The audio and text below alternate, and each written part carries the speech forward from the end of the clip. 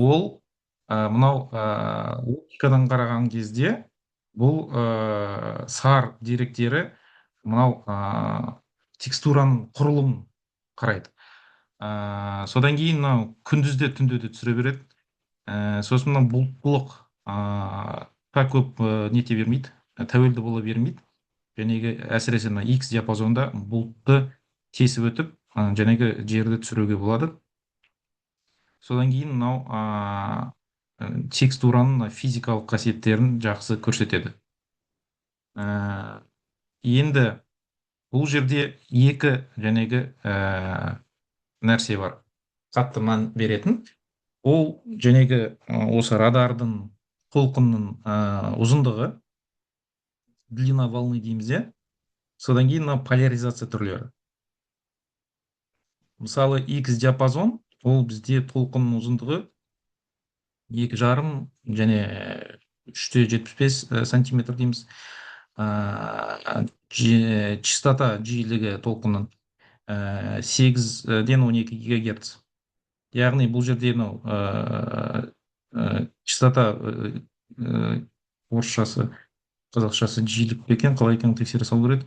Толқын өте былай жылдам нетеді, толқиды. Содан кейін мынау толқынның ұзындығы қысқа болады. Бұл нені білдіреді? Бұл дегеніміз жәнегі радио толқынның сигналдың өте сондай мықты болады, энергетикасы мықты болады. Ол жәнегі қандай болса да қалың бұлттарды тесіп өте алады.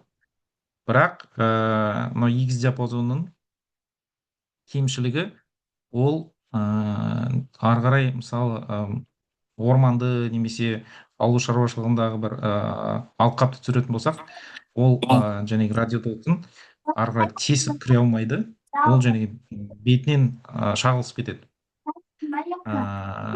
Проникающая способность дейді орысша, сондай есі төмен болады.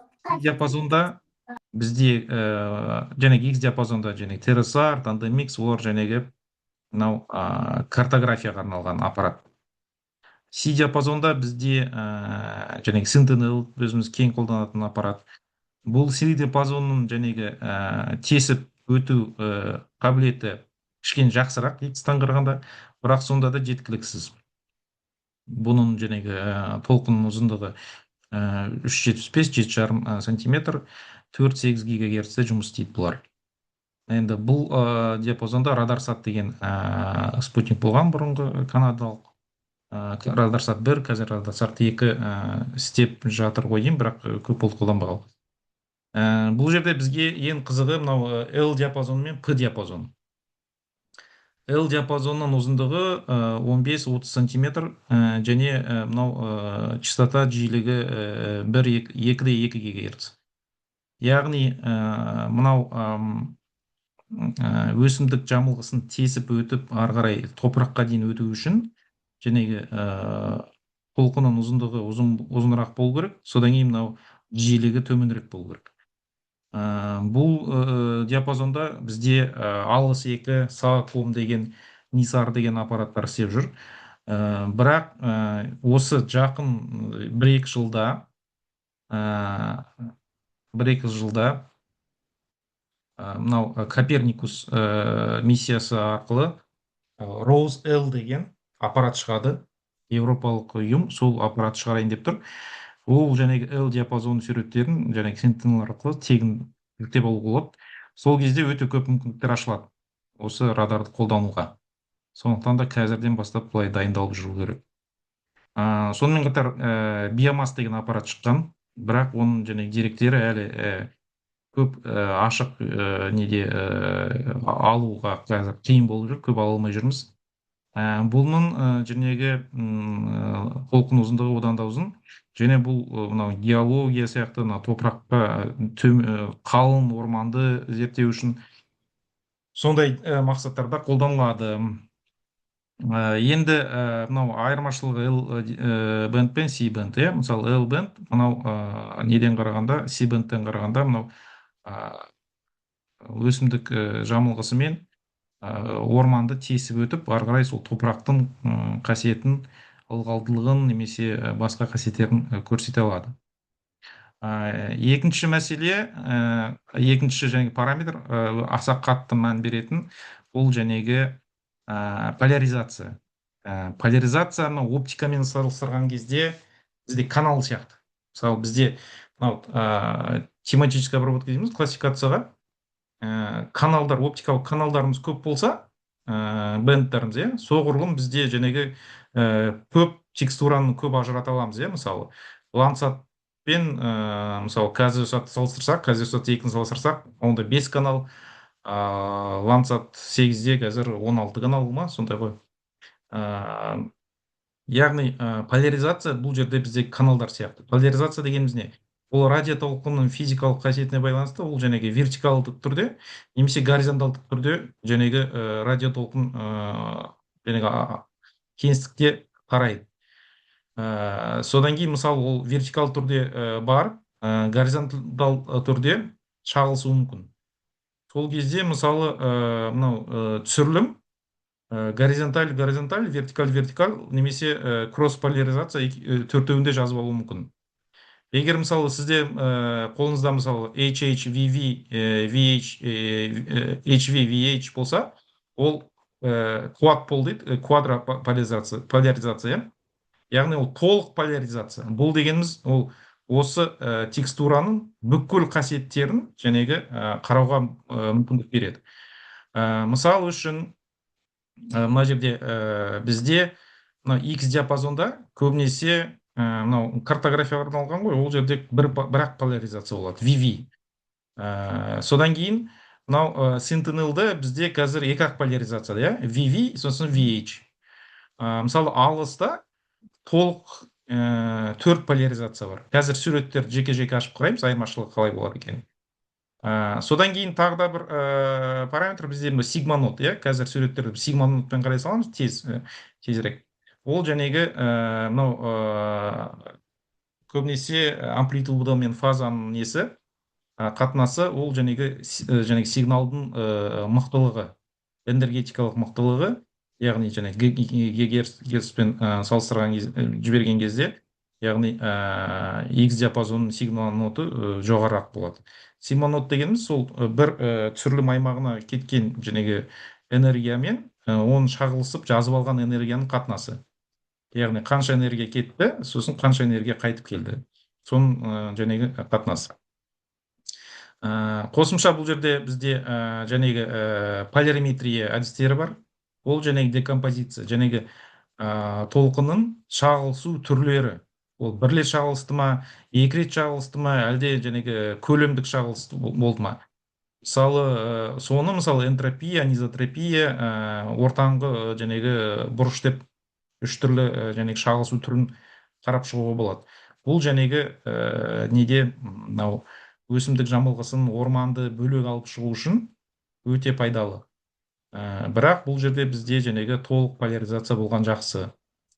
Енді мынау сигналдың несі интенсивность дейді, жаңағы энергетикалық деңгейі, ол жаңағы осы каналдардағы сигма нот, орташа түрлендірілген сигналдың деңгейі, содан кейін жаңағы шағылысу түрлері, содан кейін ары қарай жаңағы временной ряд керек, яғни бір алқапты үнемі түсіріп отыру керек.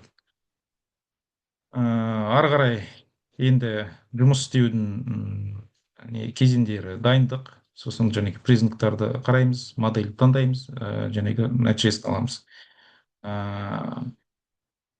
Жаңағы кроп классификация үшін, жаңағы ауыл шаруашылық дақылдарын классификация жасау үшін бізге не керек? Векторлық осындай деректер керек.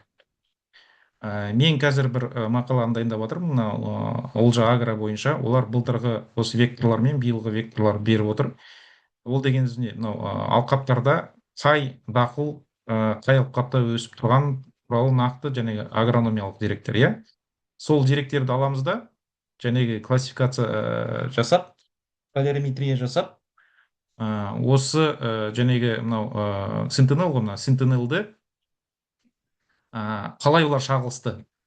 Сол кезде мынау ең басты фактор, ол бір топырақ типіндегі бір жәнегі дақыл, бір сорттағы дақыл, солардың мынау шағылысу деңгейінің гомогенность дейді. Соны қазір мақала ретінде шығарайын деп жатырмыз. Өйткені олардың мынау гомогенності өте ұқсас болу керек, яғни бір жәнегі ненің бидайдың бір сорты, бір жәнегі дақыл, сол мынау әр басқа нелер дақылдардан қарағанда жәнегі басқадай болу керек шағылысуы, бірақ өзара өздеріне біріне ұқсас болу керек. Сол бойынша қазір жәнегі бір мақалалар дайындап жатырмыз. Енді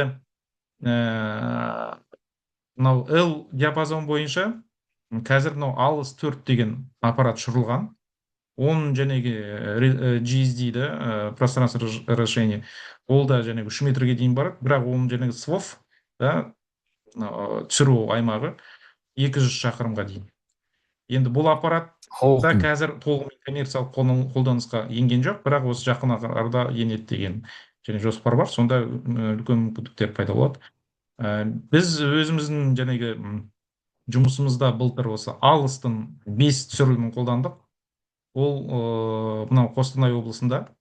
Сонымен қатар мынау ол түсірілімдерге қоса мынау не қолдандық, полевой инситу дейді ғой, далалық жағдайда жәнегі топырақтың ылғалдылығын зерттеп өлшеп отыратын жәнегі сенсорларды қолдандық, метео деректерді қолдандық. Сол деректердің бәрін қолдана келе біз бір мақала жариялағанбыз. Ол мақаланы қазір ашып көрсетейін.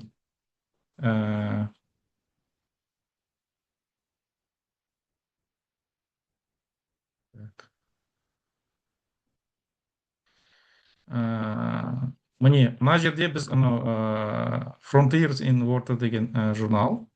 Бұл жерде біз қандай әдіс қолдандық? Бұл жерде біз жәнегі топырақтың ылғалдылығын 3 дерек көзінен алдық. Бірінші дерек көзі жәнегі мынау далалық сенсорларды орнаттық. Автоматты түрде қойылатын сенсорларды орнаттық. Олар жәнегі 60 сантиметрге дейін қойылады сенсор топыраққа. Әрбір 10 сантиметр сайын жәнегі топырақтың ылғалдылығы мен температурасын көрсетіп отырады. Содан кейін мынау гравиметриялық, яғни спутник түсіріп отырған күндері біз сол жәнегі сенсордың маңайынан 60 сантиметрге дейін топырақты алып, гравиметриялық түрде және кептіріп, өлшеп лабораторияда сол гравиметриялық деректер алдық. Және үшінші түрі ол прямая инверсия дейді, тура инверсия, оқ деген жәнегі зерттеушінің әдісімен жәнегі алыстың толық полирометриялық суреттерінен біз жәнегі топырақтың ылғалдылығын алдық. Ол үшін мынау әрбір сенсордың маңайынан 50 метр радиуста жәнегі алып, осы 50 метр радиустағы көрсеткіштерін ары қарай алдық. Енді негізі бұл басында бізде бірінші несінде версиясында 3 деректі 3 түрден алып отырмыз, 3 көзден алып отырмыз. Соны біз triple collocation error деген әдіс бар. Сол бойынша және есептеп шығарғанбыз. Бірақ жәнегі неге түскен кезде, эксперттерге түскен кезде, олар жәнегі TCE triple collocation error бойынша сіздерде мынау алған мысалы деректердің саны, мысалы бізде мынау 6 сенсор бойынша тұр ғой. Ол үшін кемінде 100 сенсор болу керек деп. Сондай не жазды, ескерту жазды. Бірақ мен оған келіспеймін, өйткені 100 сенсорды қоюдың өзі мысалы үлкен жұмыс қой. Содан кейін біз бұны жәнегі бір 10-20 шақты сенсормен ары қарай экстраполяция жасап жәнегі тәуелділіктер табуға болады. Бірақ бізде 20 сенсор болған жоқ. Бізде жәнегі бір жәнегі алқапта 6 сенсор, бір алқапта 4 сенсор болды. Өйткені олардың бәрін өзін орнатудың өзі қаншама жұмыс. Сонда біздің негізгі қолданған әдісіміз ол жәнегі ох деген зерттеушінің әдісі 2004 жылы шығарған прямая инверсия. Біз бұл жерде жәнегі негізі екі әдісі бар. Loop table дейді, Миронов әдісі и ох әдісі. Мынау ох әдісі кішкене мынау ғылыми жәнегі научное обобщение метод, не прямое измерение. Прямое измерение үшін мысалы мынаған қосымша мына сенсорға қосымша диэлектрические свойства почвы деген қосымша сенсор тұру керек.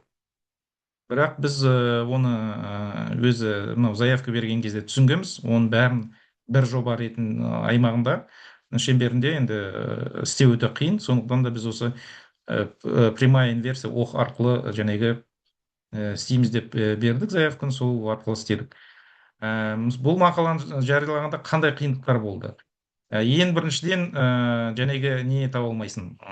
Мысалы үшін біз мақаланы берген кезде бір-екі нені осы алдында жазып жүрген Дебуа, ох, солардың нелерін көрсеткенбіз. Бұл адамдар жәнегі нақ жәнегі эксперттер, олар не берген жоқ. Біз көрсеттік енді айдилардың бәрін, олар жәнегі экспертиза жазуға енді жастар үлкен адамдар, олар жәнегі отклик берген жоқ. Содан кейін мысалы ол редакцияны тапқан эксперттері, олар көбінесе мынау немен жұмыс істейді. Искусственный интеллект, нейронные сети, солай жұмыс істейді да. И мына открытых данных дейді ғой, мынау бізде мынау енді Коперникуста да бар, басқа нелерде де бар, soil moisture деген не бар ғой, маскалар бар ғой. Соларды алады да, сөйтіп обобщение жасайды. Біз оларға айтамыз, ол жәнегі гиперспектральный снимоктармен, содан кейін СМЭП-пен басқа жәнегі радарлармен істелген, олардың изначально басындағы жәнегі пространственное разрешение кейбіреулердің СМЭП-тікі 34 километр болған. Яғни алқаптың өзі бір пиксельдің ішінде қалып қояды. Сонда біз сол жәнегі нелерге, эксперттерге соны түсіндіруге көп уақыт кетті. Яғни эксперт табылмайсың, осы бір нақты бір техникалық не жұмыс жасаған кезде сол қиын болып кетті қазір кезде. Сол редакциямен жұмыс істеп бір нелерді тапты, жәнегі ұқсас жұмыстар жасаған. Солар нетіп келісіп, содан кейін жәнегі олар triple collocation алып тастады. Бірақ мен өзім triple collocation әдісімен жасағым келген.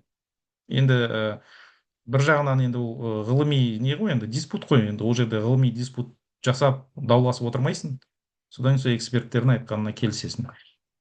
Енді ары қарай мынау бойынша жәнегі суреттердің түрлері бойынша қарап шықсақ, мысалы мынау енді СМП-пен барлықтарыңыз жұмыс істеп жүрсіздер ғой, енді барлықтарыңыз енді біздің саланың эксперттері деп сенем. Мысалы мынау деберст өте көп уақыт алған әңгіме істеп қойдым, өйткені ол менде бір жарты сағат тұрады. Мынау бізде Sentinel ғой, Sentinel 1, иә. Біз мынадан қазір не Sigma-ноты шығара саламыз.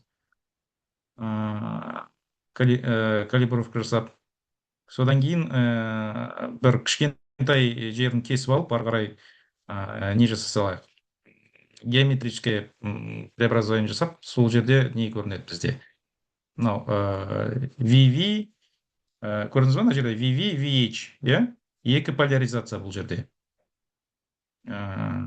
Бұл негізі басында құрған кезде бұл VV болған.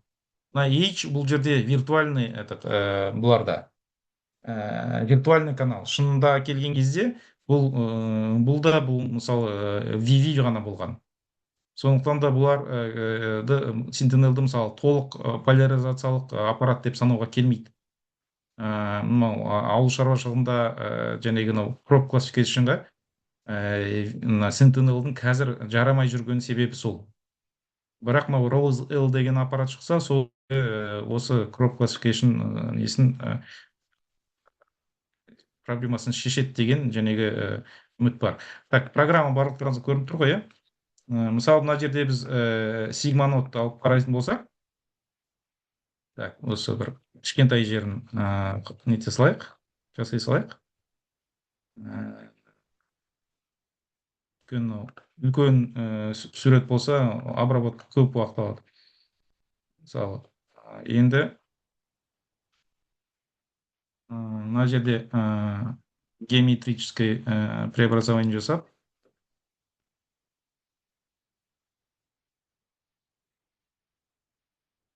қазір анау неге, енді орта емес, бірақ енді орта трансформирование деп айтуға келмейді, бірақ енді неге SRTM-ға отырғызып орнына нетіп береді.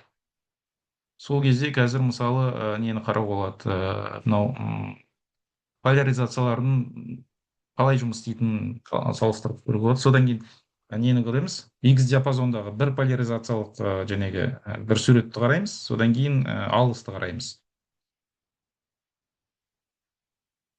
Мынау жәнегі айтқан презентация және мақала бойынша бір сұрақтар болса қоя беріңіздер. Қазір мынау обработка тұрған кезде талқылай берейік.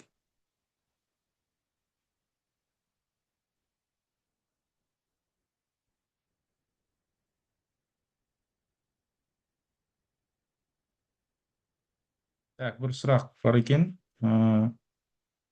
Кемінде 100 сенсор мәліметі керек дедіңіз, ал сан бір әдістің оптималды берілетін саны болды ма, немесе рецензент субъективті ой ма? Ол жерде меніңше рецензенттің өзін несін қарап шықтым, публикацияларын. Ол кісі полияда жұмыс істемеген. Қазір сол проблема сол полияда жұмыс істеген рецензенттер аз. Ол кісі сол неде істеді, көбінесе сол нейронные сети деп камеральный сөйтіп жасаған.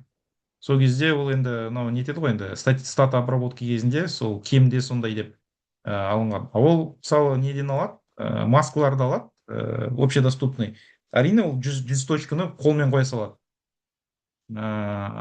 Ал мысалы полияда жұмыс істеген кезде мысалы 100 сенсор орнату деген, ол мен білмеймін, бір научный исследовательский институт бір 50-60 адамды жұмылдырып бір уақытта орнатып шыға алатын шығар. Бірақ енді бір ГФ-тің шамасында 100 сенсор орнату деген, оны сатып алудың өзі қаншама. Бір сенсор бізде бір 1 миллион теңгеден, 1 миллион 200 солай шығып. Олай ешкім істемейді, әрине біз оны жаздық. Так, мына жерде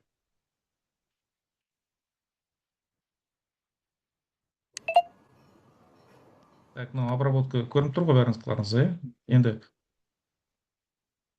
әлде Sentinel'ды бәріңіз білесіздер ме? Жаба салайын ба? Уақыт алмай. Берік, меніңше көрсете берген дұрыс. Барлығын білу шарт емес негізі. Мүмкін білмейтіндер де бар шығар. Бәрі де білгеннің өзінде жаңа нәрселерді көріп жатқан адамдар да бар, менің ойымша.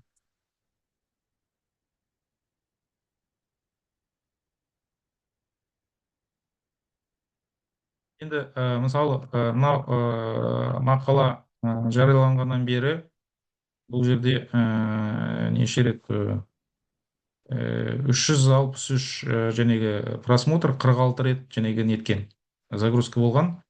Содан кейін почтаға да келіп жатыр осы әдіс бойынша қалай істейтін деп. Өйткені мынау немен жұмыс істеген кезде мынау Snap ол поляриметрическая обработка жасай алмайды. Snap'те мынау жоқ, мысалы. Мынаны шығару Snap'те жоқ. Ол Pulsar Pro деген программа бар ғой, солмен ғана шығаруға болады. Pulsar Pro'ның өзін жұмыс істеудің өзі өте қиын, өйткені ол және инженерлерге арналып істелген программа. Оның өзін интерфейсін өзін нету үшін, настройка жасау үшін оның өзі қиын программа. Маған енді бұл жағынан кім көмектесті? Мына жерде менің соавторым, қазір көрсетейін. Мына жерде Криштиан Каяма деген, мына Джаксон несі, маманы біз сол жақтан жаңағы снимоктарды жаңа айтпай кеттім ғой, жаңағы алыстың снимоктарын бұл сатып аласыздар, коммерческий снимок, бұл жаңағы тегін емес.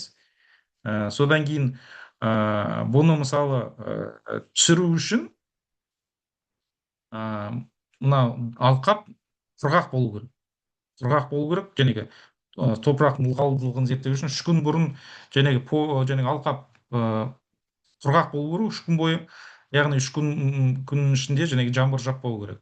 Егер мысалы бүгін жаңбыр жауып кетсе, ол алқаптың бәрі су болады, одан жаңағы неңіз алқабыңыз бәрі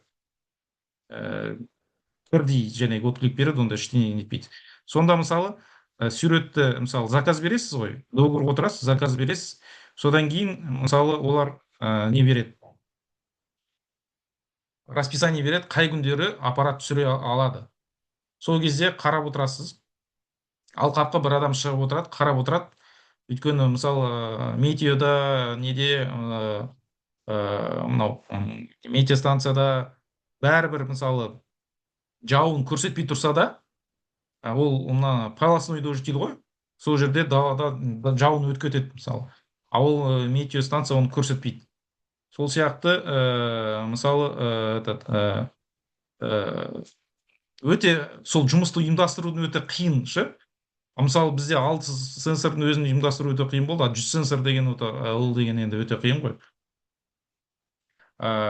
Программа өзі немен Snap-пен Pulsar Pro программалар өздері тегін. Бірақ мынау алыстың деректері, снимоктары олар ақылы, олар тегін емес. Қазір өйткені мынау алысты қолданбасаңыз, басқа суреттер арқылы мысалы оны және soil motion шығару үшін өте қиын. Мынау не геометрический неден өтті. Мынау сурет көрініп тұр ғой, программа. Қазір мен көріп тұрған тек мақала беріп. Делиться деп тағы да өрлет көрейінші. Осы. Енді мысалы мынаны Sentinel'ды қарап көрсек, мысалы мынау VV-ді мысалы қызылға, VH-ті жасылға, сосын көкке екеуін қатынасын бөліп былайынан қоя саламыз. Сол кезде мысалы бізде мынандай енді маска шығады. Бұл жәнегі жай ғана ненің Sentinel'дың несі ғой, сигма ноты. Мынау жол мысалы жеке көрініп тұр. Енді мынаны әртүрлі, мысалы әртүрлі жаңағы түстерге бояй аласыз. Оны мына жерде жаңағы каналдардың қатынасын, өз формулаларын әртүрлі, мынаны мысалы ары қарай отырсаңыз, мынаны әрбір несін, текстураның қарасын, ағын бәрін әртүрлі бояп, жаңағы поляризационный неге ұқсатып алуға болады. Бірақ мына жерде мысалы мынау жай ғана сигма нот. Сигма ноттан кейін бұны мысалы жаңағы поляризация жасауға да болады. Мысалы қазір мен неде мынау поляризацияны мен алыста көрсетейін. Мына жерде енді Sentinel'ді оның несі онша болмайды. Енді красочный болмайды, мынаны жауа салайын. Қазір мысалы неге келейік. Мынау бізде C диапазон, сосын 2 поляризация, осындай 2 поляризация. Енді мысалы біз X диапазонды қарайық. X диапазонда мысалы ISI деген не бар, спутник бар қазір. ISI ол мысалы X диапазонда жұмыс істейді. Бірақ оның несі кемшілігі, бұл жерде бірақ поляризация, көрдіңіз ба? VV ғана.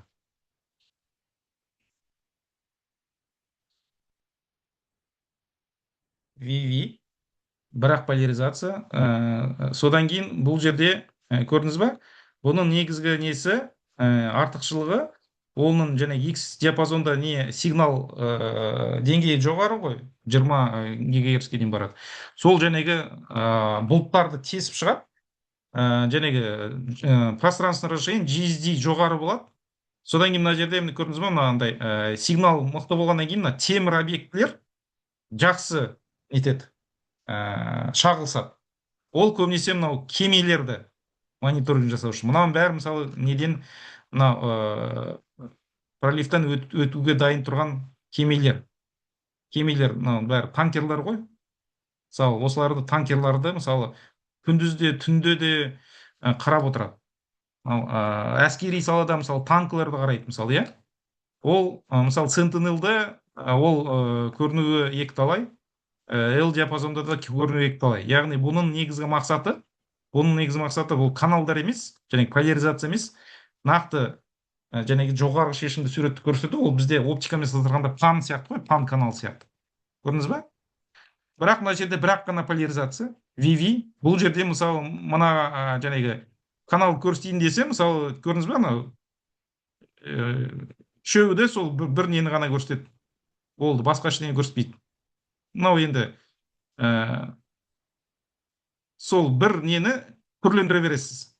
Бір каналды арлы бері түрлендіре бересіз. Көп жәнегі текстураны шығара алмайсыз. Жәнегі X диапазон, сосын бір поляризация болған кесірі сол. Енді мысал үшін нені қарайық? Алысты қарайық.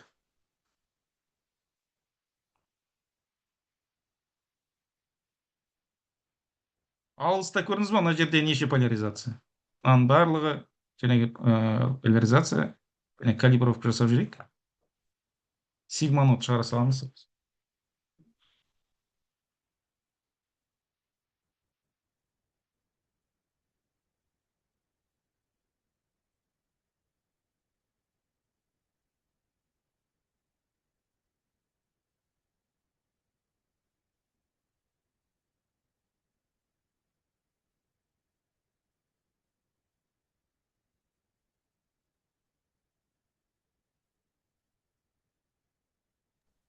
Саламатсыз ба, Қанат Самарқанович. Бойынша мынау не жасадыңыз ғой? ЦМР жасадыңыз. ЦМРді мысалы неде жасаған кезде, сіз Sentinelмен жасасаңыз, бұл жерде мынандай жәнегі не бар? Нюанс бар. Сіз оны CLC-мен жасайсыз ғой. CLC-мен жасаған кезде Sentinel'дың тіпті CLC болған өзінде де барлығында екі поляризация болмайды. Кейбіреулерінде VV ғана болады. Мысалы, Қазақстан территориясына сол VV мен VH CLC пакеті ол 2018-ден бастап қана жәнегі доступны. Соның өзінде кейбір жерлерінде не болып қалады? Жәнегі бірақ поляризация болып қалады. Содан кейін анау Snapchatмен істеген кезде ол қате шығады. Мүмкін сонда шығар. Немесе екіншісінде мынау не ғой? Мына компьютердің өзінің жәнегі несі жетпей қалады ғой, память жетпей қалады. Сондай да болуы мүмкін. Бірақ енді мен ЦМРді жасаған жұмыста бір мақалада да қолданғанбыз. Бірақ ол енді өзі 10 метр анау жайына датасы және болған демесеңіз, әйтпесе анау негізі өте шу көп болып шығады ішінде ше. Қазір міне мынау көрдіңіз бе? Мына жерде мысалы алыста, мына жерде HH, HV, VH, VV, яғни 4 канал шығып тұр. Яғни 4 канал дегеніміз, бұл дегеніміз жәнегі RGB мен плюс NIR деген сөз ғой, сол сияқты. Яғни каналдарыңыз көп болған сайын, және текстураны не жасау үшін, ажырату үшін мүмкіндігіңіз көп болады. Енді мысалы Sentinel'ды енді тегін болғаннан кейін қолданып жүрміз. Ол жерде екі поляризация. Бірақ мына жәнегі Rose L деген аппарат шығатын болса, егер ол жәнегі L диапазон болатын болса, жәнегі толық поляризация болатын болса, ол жерде енді көп деген мысалы нелерді, проблемаларды шешуге мүмкіндік болады. Тағы да сұрақтарыңыз болса, чатқа жаза беріңіздер.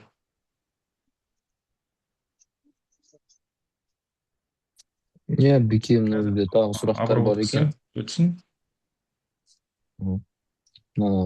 Алыс 2 инситу графлап айырмашылығы қандай болды? Және басқа ғарыштық аппараттардан айырмашылығы қандай деп сұрапты Дана.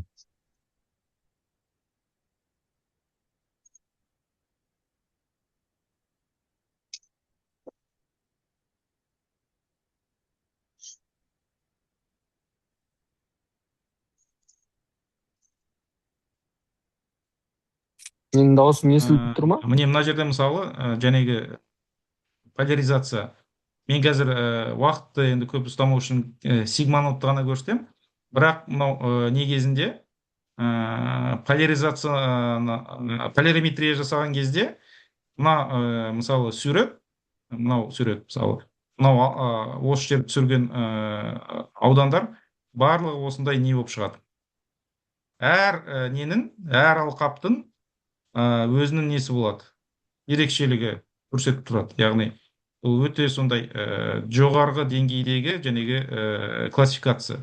Мысалы көбірек ылғалы көп, мысалы топырақ ылғалдылығы көп алқаптар, олар кәдімгідей көкпеңбек болып тұрады. Мысалы мынаны кішкене үлкейтіп көрсетейін.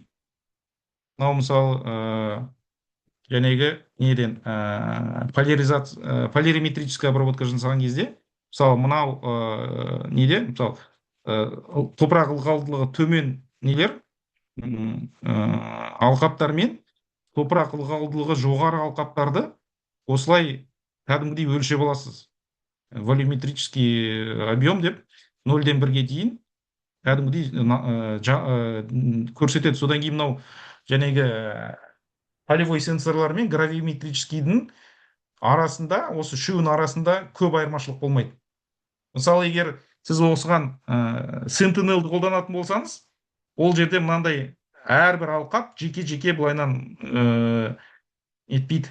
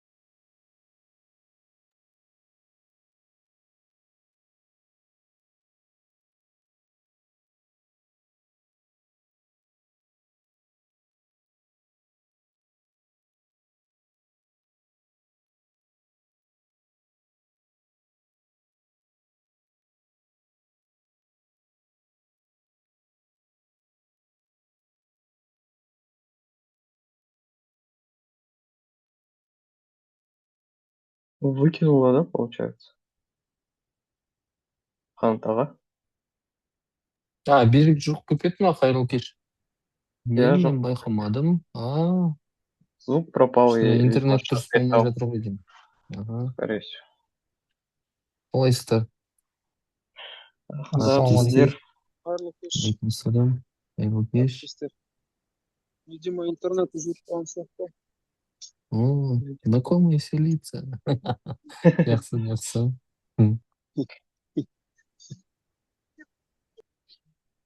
Интересно.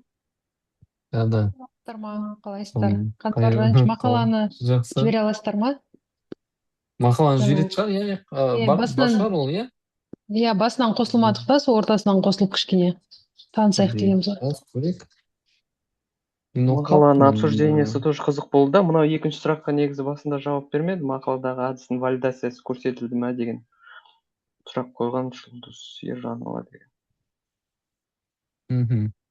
Иә. Валидация туралы көрмей қалдым екен. Жасұлан. Жазып қойсаңшы.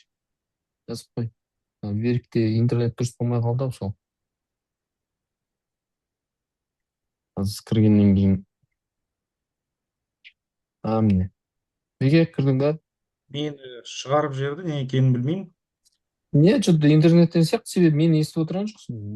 Кәке маған анау не бере салшы, организатор.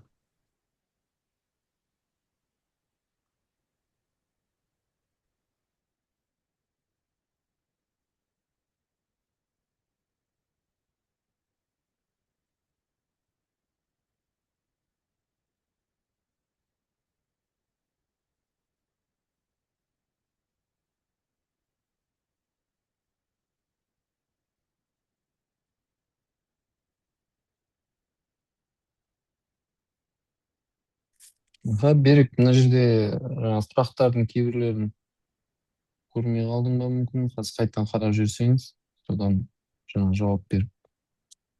Мына жерде валидация жөнінде жазылды. Енді көрдің ба? Міне мына жерде көрдіңіз ба? Мына жерде алысты және біз жәнегі terrain correction жасадық та, енді мен нені уақыт көп алмасын деп мынандай сабсет жасадым экраннан. Содан кейін мысалы мына жерге кірсеңіз, каналдар, иә, мысалы 4 канал бар сізде. Яғни VH, HH, HV, VH, VV. Яғни төртеуін әртүрлі былай орнына қойып қандай бересіз мысалы. Қалай қойғыңыз келсе өзіңіз білесіз. Бұл жәнегі жай ғана не? Сигма нод, ол полирометрический обработка емес, ары қарай мысалы полирометрический обработка жасағыңыз келсе, онда мына жерден радарға барасыз да, полирометрик деп бірінші матрицасын жасайсыз, сосын ары қарай полирометрический декомпозиция жасап, жәнегі әрбір ненің даланың алқабын әртүрлі қылып шығарып аласыз. Яғни текстурасы әртүрлі болса, әртүрлі дақылдар өсіп тұрса, олар әртүрлі түспен жәнегі классификация болып шығып тұрады. Мынау мысалы өзен ғой, өзен, мынау мысалы жәнегі елді мекен, иә, елді мекен, өзен, бұлардың нелері жәнегі сигманоттары жоғары, яғни ол жәнегі не ғой, бетоннан сигнал бірден жәнегі шағылысады. Ал мына жерде вегетация, иә, мына жер жыртылған, мына жерде вегетация, соны мысалы осы алыс арқылы сондай мысалы жоғарғы шешім пространство расширения біріншіден, екіншіден жәнегі полная поляризация. Енді мысалы осы былтырғы суреттер мен биылғы суреттерді қосып, біз қазір сол жәнегі crop classification дейді ғой, бізге жәнегі ол жағы арқылы не аламыз, векторный база аламыз, қай жерде қандай жәнегі дақылдар өсіп тұрғанын. Содан ары қарай оны жәнегі мынаның несін анализін жасап, мынандай нелерін есептеп шығаруға болады. Параметрларын есептеп шығаруға болады, әртүрлі жәнегі несін анизотропия, энтропия, альфа, бета деген неше түрлі параметрлар бар.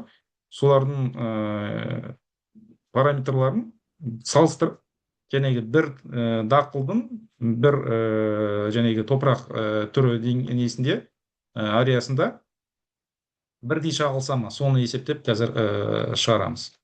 Егер қатысқыңыз келсе, сондай жәнегі зерттеуге қатысуларыңызға болады. Жалпы бүгін айтайын дегенім осы. Сұрақтарыңыз болса, чатқа жаза беріңіздер.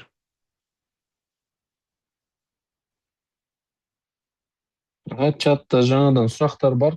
Қарап көрсеңіз, ана жерде қазір оқып қарайын. Мына жұлдыздың сұрағы болды. Жаңағы 100 сенсордан басқа X диапазон бір поляризация, сосын мынау 4 поляризация, L диапазон, айырмашылығы.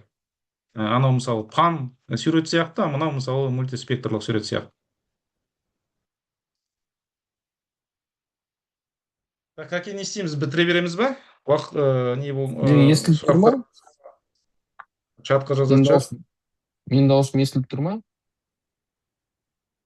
Иә, естіліп тұр. Естіліп тұр, Қанат аға, естіліп тұр. Бірақ берік естілмей тұр ғой деймін, иә? Берік естілмей тұрған сияқты. Солай сияқты. Естіп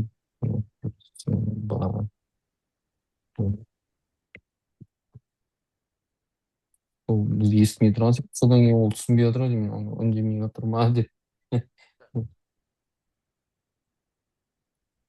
Берік. Мен сіздерді естіп отырған жоқпын. Онда естімей тұр. Естімей тұр маған. Онда динамик. Сіздер мені естіп отырсыздар ғой? Біз естіп тұрмыз, иә.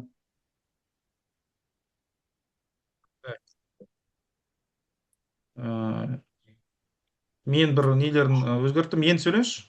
Окей, енді естіліп шығар. Естілді ма? Иә, енді естілді, иә. Бағана да сөйлеп қоям, ойлап тұрмын, берік естімей ма деп, сосын қоя салдым. Жоқ, менде мынау неде приложениеда не тұр екен, звук деген кезде динамик қосылмай қалған екен. Түсінікті. Мына жерде жұлдыздың сұрақтарының ішінде, мысалы, Прецеденттік берілді. Мақала әдісінің валидациясы көрсетілді ме дейді. Мақаладағы әдістің валидациясы көрсетілді ме дейді.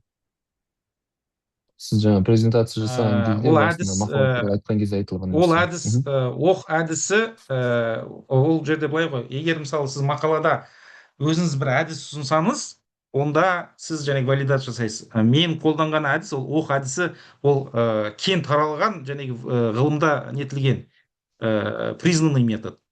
Яғни менің негізгі бұл жердегі импакт дейді ғой, ол жерде мен жасаған импакт ол мынау не болды ғой.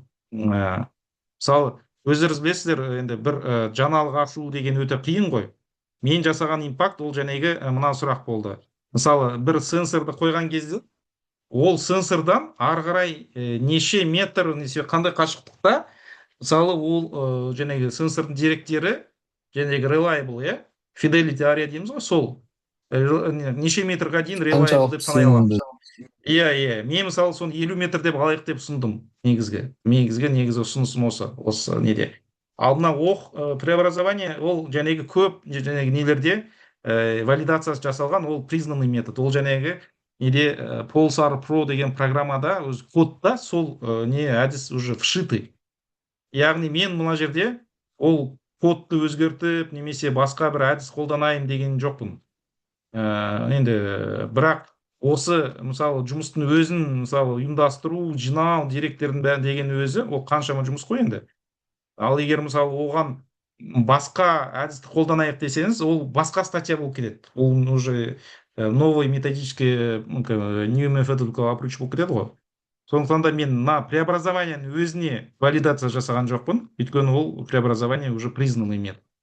Мен тек ұсынғаным жәнегі не? Мен қазір осы статьяның ссылкасын салып жіберейінші группаға. Иә, сілтемесін жіберіп. Иә.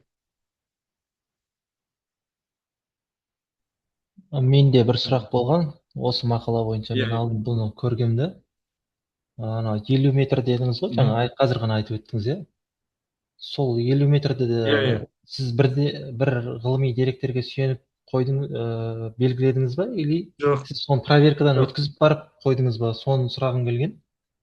Жоқ, бұл да жәнегі эксперттермен жәнегі не болды, оларда замечание.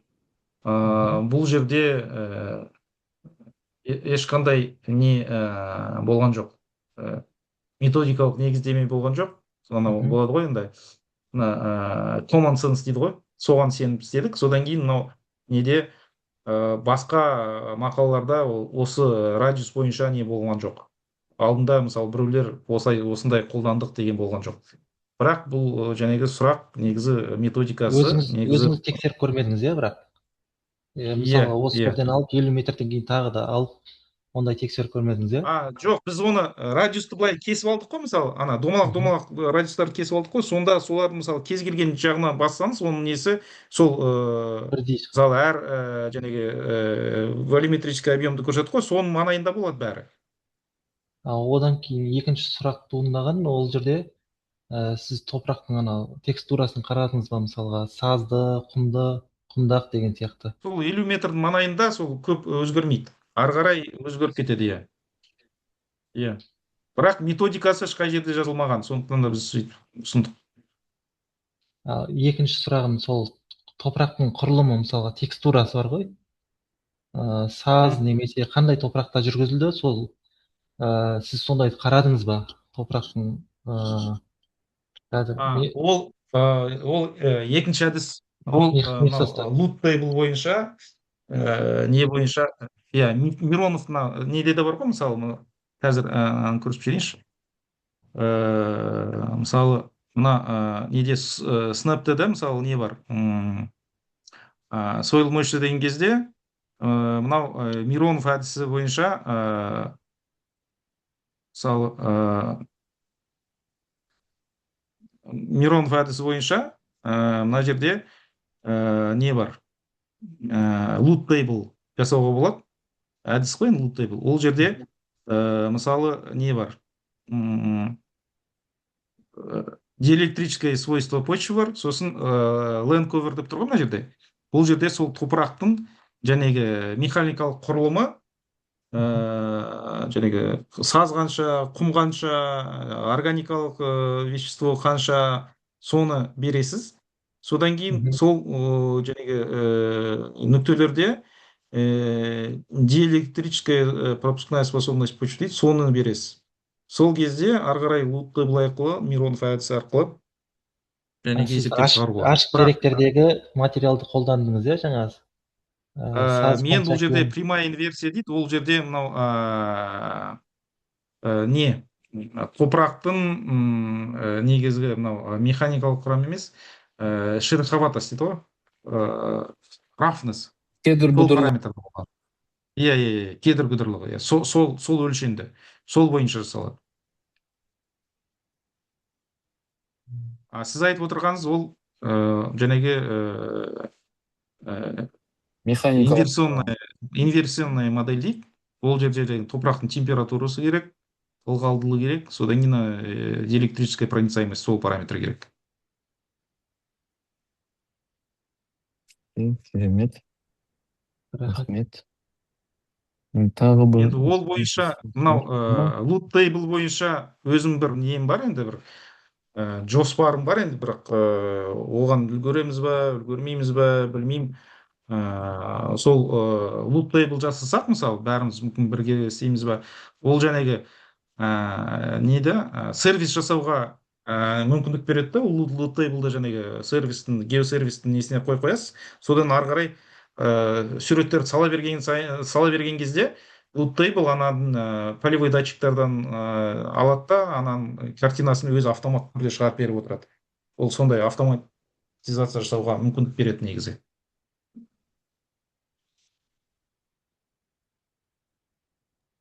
Жақсы. Тағы бірнеше сұрақ болды. Ақылы дегенге жауап бердіңіз. Ашық деректермен, орта масштабта ашық деректермен не істеуге болады деген Нұрлыбек бауырымыздан сұрақ бар. Орта масштабта енді мен білмеймін, негізі қазір көбінесе енді оптикалық деректермен істеп жүр ғой. Мысалы, егер мысалы құнды жақсы ғылыми мақала жазамын десеңіз, біздің салада, иә, мысалы NDVI басқа индекстер қолданып оптикамен бірдеңе жасаймын десеңіз, ол жерде бірдеңе жаңалық ашу, бірдеңе жазу деген өте қиын, өйткені өте көп мақалалар шығып жатады. Ол жерде сіздің мақалаңыз енді жарқ ете қалады деген қиынырақ енді. Сонда мысалы, егер мысалы радармен қолданып істесеңіз, сол радар арқылы да NDVI шығаруға болады. Бұл жерде мақалалардың жәнегі саны аздау болады. Сол кезде мысалы жақсы журналдарға шығуға мүмкіндік болады. Бірақ радардың өзінің методикасы кішкене қиындау, оптикадан қарағанда. Бірақ енді отырып қарасаңыз, енді түсініп алуға болады. Егер бір методикалық жағынан қиындықтар болса, жазыңыздар, көмектесеміз. Яғни мынау Sentinel-1 енді тегін ғой. Осы Sentinel-1-ді бізде қолданып жатқан және зерттеушілер өте аз. Соған мен таңғаламын. Өйткені біз ғарыш сапары кезінде істеп жүрген кезде, мысалы Sentinel-1-ді мынау көктемде су тасқыны болған кезде далада жайылған суды анықтау үшін қолдандық. Өйткені мысалы оптиканы қолдансаңыз, анау су тасқыны кезінде су жайылып жатқан кезде лас болады ғой, лай болады ғой. Мысалы сумен жәнегі топырақты ажырата алмайсыз оптикада, өйткені судың өзі лай болады. Да? Содан кейін оны мысалы су қай жерге тарап жатқанын сіз көре алмайсыз оптикада. Ал егер мысалы осы Sentinel-1-ді қолдандық, радарды қолдансаңыз, ол радар ол жәнегі судың жәнегі суретін ғана көрсетпейді ғой, ол жәнегі интеракт, да, жәнегі жоғарғы беткеймен интерактқа түседі да, соның жәнегі интеракттың жәнегі классификациясын жасап, суды былай жеке шығарып алып жүрдік сол кезде. Бірақ мен қазір қарап жүрем, осы радар бойынша біздің осы Қазақстанда зерттеушілер енді қандай мақалалар шығып жатыр екен деп, өте аз шығады бізде. Сондықтан да мынау жас зерттеушілерге мынау радарлық деректерді көп қолдануға жәнегі жақсы мүмкіндіктер болады деп ойлаймын. Өте жақсы. Одан кейін тағы Нұрайханнан сұрақ. Snap арқылы CMR жасаған екен. Snap unwrapping бойынша ноутбугунда нәтиже шықты, басқа компьютерлер мен ноутбуктарда бірде бар, бірде жоқ дейді нәтиже. Сіз бірден алдыңыз ба нәтижені? Мгм. Аңна Напчу барлық. бойынша, иә. Мгм. Мгм. Ол бойынша жаңағы сұраққа жауап бердім деп ойлаймын. Өйткені ол жаңағы неде жасалады ғой. Сіз егер мысалы Sentinel'ден CMR алып жүрсеңіз, енді Sentinel'ден алынған CMR-дың өзі, енді Sentinel бірден алынған CMR-дың өзі, білмеймін енді қандай неге жарайды, жарамайды. Ол жерде мынау кейбір суреттер Sentinel'дікі толық поляризация болмай қалады. Содан жаңағы қателік содан болады. Содан кейін кейде компьютердің өзі де мысалы память аз болса шықпай қалады.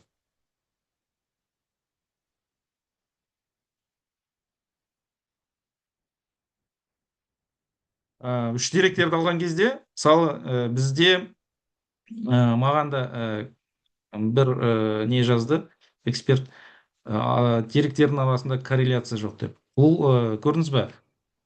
Үш деректің шығу табиғаты әртүрлі, сондықтан да олардың арасында корреляция болуы мүмкін емес. Олардың арасында ковариация болуы мүмкін. Яғни корреляция мен ковариацияның айырмашылығын білесіздер ғой. Сонда біз қараған кезде біз жаңағы ковариацияны қарадық. Корреляция деп басында болады деп ешкім енді басынан бастап оған ешкім неткен жоқ, енді болады деп күткен жоқпыз. Бірақ ковариация бар. Яғни жаңағы в одних пределах они вот колебаются. Қандай және басқа ғарыштық аппараттармен ашылған. Басқа ғарыштық аппараттармен мен бұл жерде салыстырған жоқпын. Өйткені мына мақаланың өзі 30 парақтан осы қысқарған түрі осы ғой. Оны мысалы басқа оптикалық аппараттармен, басқамен салыстыратын болсаңыз, ол бір кітап болып кетеді. Сондықтан да мақала жазған кезде ол және қысқа болу керек, және не болу керек қой енді. Нақты болу керек қой. Иә, қысқа да нұсқа дейсіз ғой. Иә, басқа немен аппараттармен салыстыратын жәнегі мүмкін кейін бір более объемный дейді ғой, сондай бір зерттеу болса мүмкін. Жақсы. Берік болса көп рахмет. Меніңше өте жақсы презентация, және барлық мамандарға пайдалы ақпарат болды. Өте қызықты. Жағынан бір-бірлерімізбен осылай танысқандарымызға дұрыс болып тұр, иә. Және бір сұрақ. Есіл өзені бойынша мынау не бар? Earth Explorer'ға кірсеңіздер, Declassified деген не бар? Снимоктар бар. Сол жерде 62 жылдан бастап 1-2 метр разрешениесі бар. Жәнегі снимоктар тауып алуға. Иә, корона, иә. Бірақ оны өздеріңіз білесіздер, ол пленка ғой. Пленканы ары қарай өздеріңіз жәнегі нетесіздер, привязка жасайсыздар, сосын ары қарай нетесіздер. Енді жаңғыз источник сол. Одан басқа енді Америка мен Кеңес одағы бір-біріне қырғиқабақ соғыс кезінде біздің жерді түсіріп отырыпты американдықтар. Олардың бірақ бір жақсы сол деректерді ашық түрде салып отыр. Енді Кеңес одағы түсірген деректер қайда екені белгісіз.